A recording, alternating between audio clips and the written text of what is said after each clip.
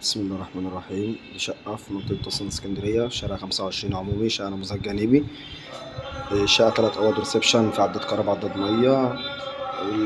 الشقة نص تشطيب، واقفة على الفينش من نقاشة وجبس.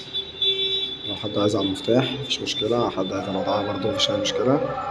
ده الريسبشن بتاعنا اهوت.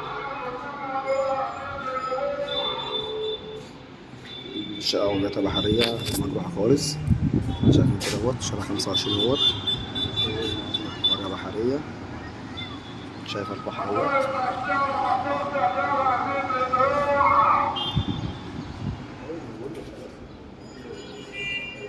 الريسبشن اهوت، قطعتين مرتاح. دي طرق التوزيع، فيها الأوض والمطبخ والحمام. دي كده عندنا أول أوضة، على الشارع برضو. أوضة 4 في 3.5. شباك على الشارع اهوت، برضو مش مطروحة خالص.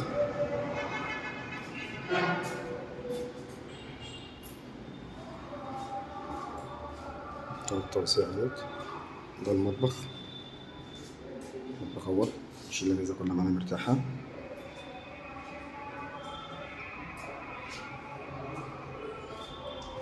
ده الحمام، حمام اهوت. هنا مكان القعدة والكابينة والحوض. الحمام بتاعنا مرتاح.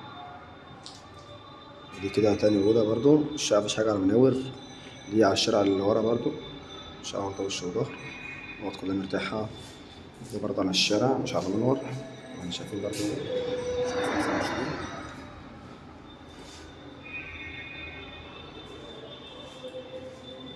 طول التوزيع اهيت. دي الأوضة التالتة، أكبر أوضة في الشقة، 4.5 في 3.5.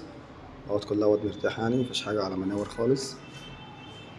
الشباك اهوت برضه على الشارع، الشارع 25 اهوت.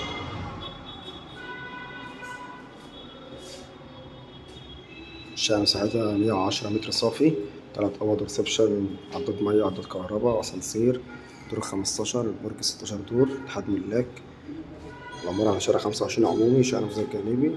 ربنا يبارك لصاحب النصيب إن شاء الله. السلام عليكم ورحمة الله وبركاته.